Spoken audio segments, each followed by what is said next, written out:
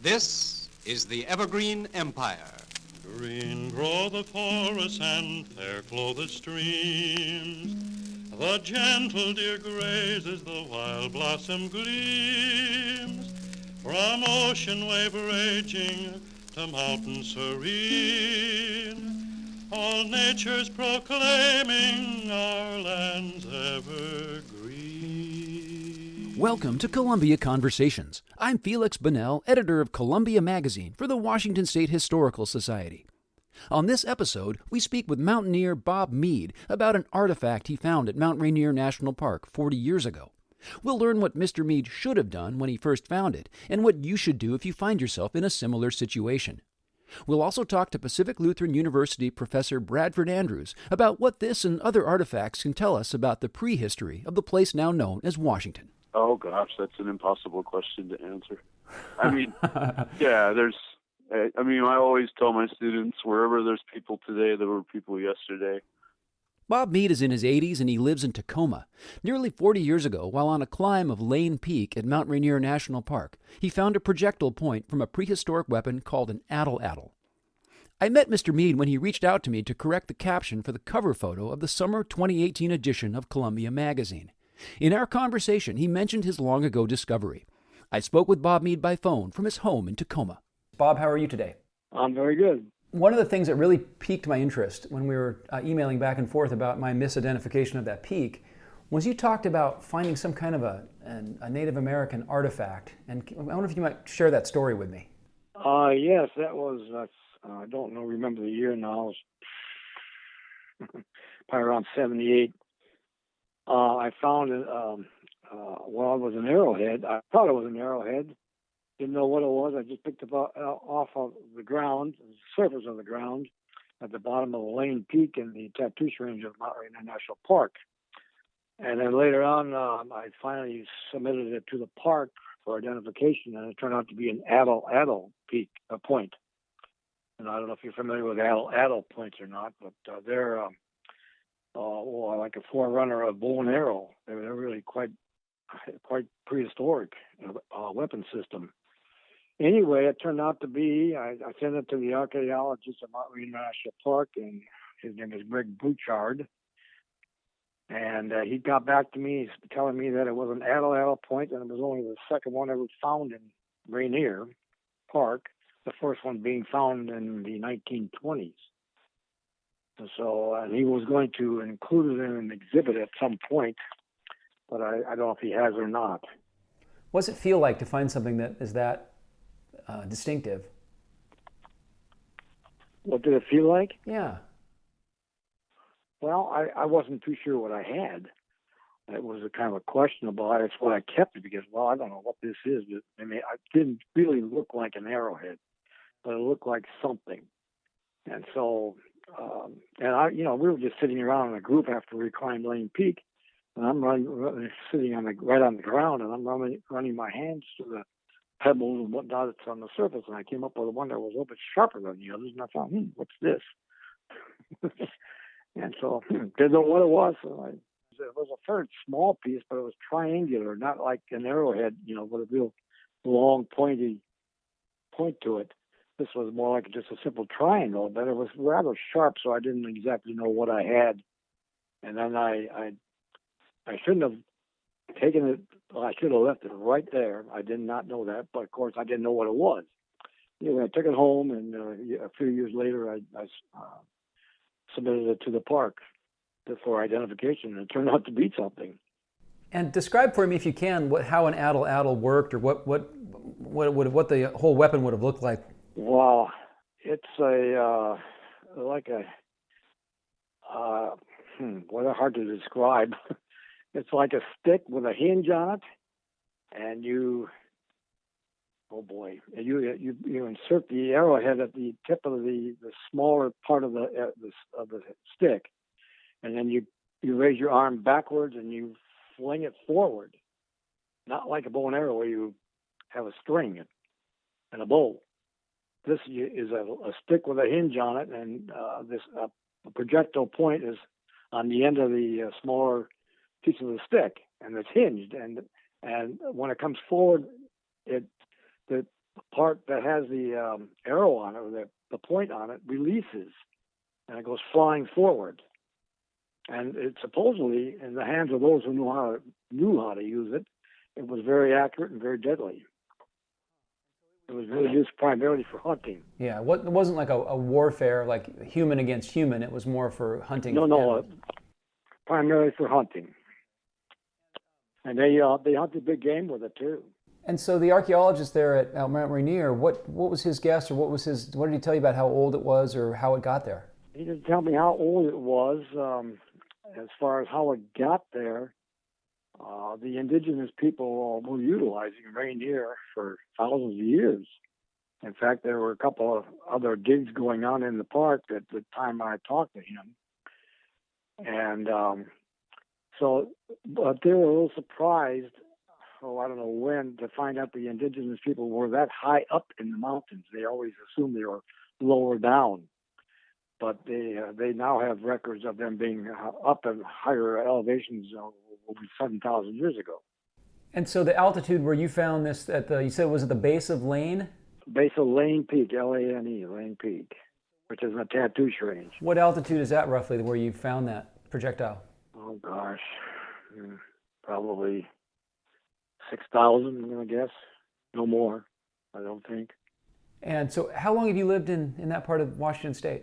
I've been down here in the Tacoma area since '76, and I've been hiking in Rainier since '76. Okay, so it sounds to me like you know your Washington peaks, especially in that area. You know their names, you know their heights, you know what it's like. Do you have a favorite one down there, or a favorite hike that you recommend to people who maybe haven't been there and want to try something out in that part of the state? Well, I like Mount Rainier because it's fairly close to where we live. And I've hiked a lot extensively in Rainier, and there are some very nice hikes in that area. There are some hikes out of Paradise, which are for first-time people. Very nice hikes out of Paradise, and some of those are on paved trails. Some of those are on very nice graded gravel trails, and some are a little bit rougher trails. Also up above Reflection Lakes is a nice area, and Sunrise is another very popular area, and it's easy to get to, and it's wonderful trails out of that area. That's part of my favorite area is the Sunrise area. Chinook Pass is another area that's has some very nice hikes up in there, especially one that goes around Natchez Peak. It's a loop hike that goes around Natchez Peak. That's also very popular, and it's quite easy to do that one. And I haven't hiked that much in the Cascades. I climbed some in there too, but with Rainier being so close, I just love it. I'm a photographer too, so I just take my camera up there and bum around. That sounds great. And so when you found that projectile, you said you waited a number of years until you turned it in. How many years went between finding it and turning it in? Too many. I think you're forgiven now. I'm just curious. I put it in a film can, and what I did do correctly was I identified where I got it, where I got it, and the date that I did. But then it was many years later that I read an article in a paper about the archaeological work that was being done in the North Cascades and also in Rainier. And that got me to thinking about that thing. So I went hunting for it at home here, and I found it. So then I turned it in. Which was the more unlikely find? Finding it in the wilderness in the first place, or finding it in your house the second time? Well, I think finding it in the wilderness was probably the more unlikely. But finding it in my home can be pretty daunting as well. I'm glad you found it. I'm glad you found it the second time. All right, thank you. Bye-bye. If you find an artifact in Washington, it's best to leave it in place and leave it undisturbed. If possible, take a photograph and note the location, and then reach out to the Washington State Department of Archaeology and Historic Preservation. You can find their website at dahp.wa.gov. That's dahp.wa.gov. If, like Bob Mead, you've picked up an artifact that should be protected and studied as part of a formal collection, a good place to start is the Artifact Identification page of the Burke Museum at burkemuseum.org for all kinds of useful information to help get that artifact to the right place. After speaking with Bob Mead, I reached out to Professor Bradford Andrews at Pacific Lutheran University in Tacoma. I asked him what archaeologists and other scientists can learn from artifacts found in and around the mountains of Washington.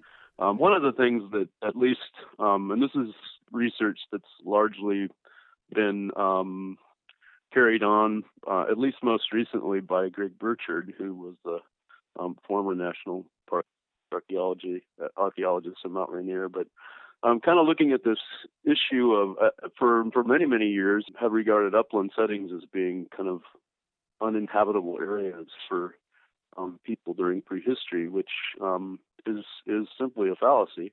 We know that they were up there. We know that they were up there rather early.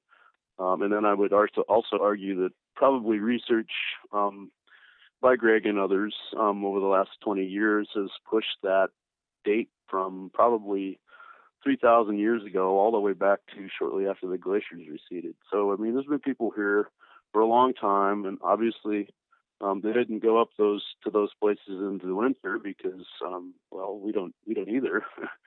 So 'cause you can't get in there. But yeah, they went up there and enjoyed the uplands for reasons similar to the way that we do today, I would argue. And you said Greg Burchard's been doing this work. I mean, how long has this kind of the scientific approach to this era of our region's history, how long has that been going on, that kind of either the digs that are going on or the research that's been happening at PLU and other places? Well, I mean, PLU, I had my colleague who is in the process of retiring, Dr. Dave Hulsbeck. He's been working here and working with the Ozette stuff, but I mean, that's kind of coastal oriented.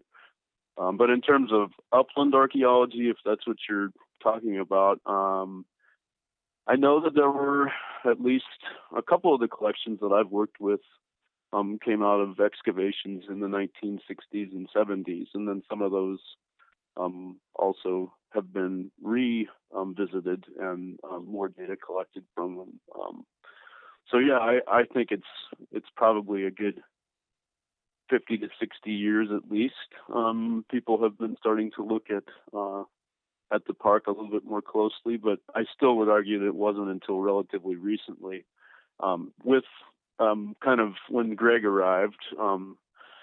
He went ahead and put together a database on all the sites that had been found, and also instigated a few important surveys. And suddenly we started to get a list of a lot more activity prehistorically up there, sites-wise, than people had known before. So, it's the job of us as archaeologists to get this information out there to the public. And sometimes we're not very good at that. So, nice to have stories like this to share. Now, this is kind of a dumb related question. How much is still left to discover in terms of either, I don't know, artifacts or stories, or how it all fits together? I mean, what percentage has been discovered and understood versus what percentage is still out there to be discovered by scientists like you and people in the future? Oh gosh, that's an impossible question to answer. I mean,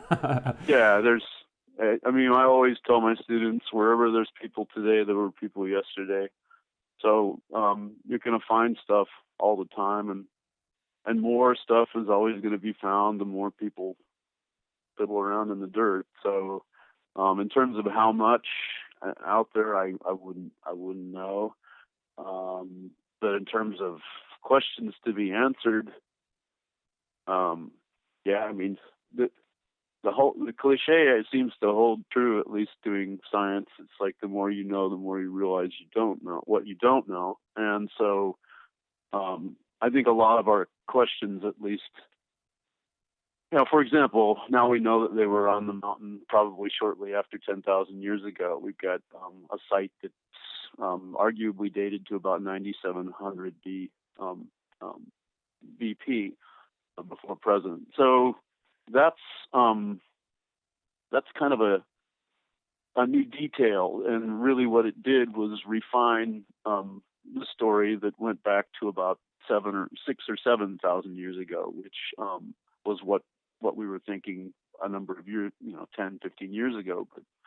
But so I think a lot of the questions that we're answering and or have been trying to answer over the last 60 years, we're basically refining our answers to them and trying to get a clearer picture on how things changed over time, because that's, after all, what archaeologists are interested in. They're not interested in how things were at one point in time. We want to know, its development over time. Excellent.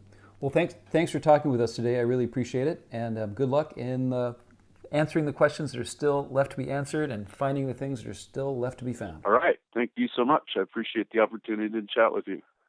Thank you to Professor Bradford Andrews and to Bob Mead for speaking with me for this episode of Columbia Conversations from the Washington State Historical Society.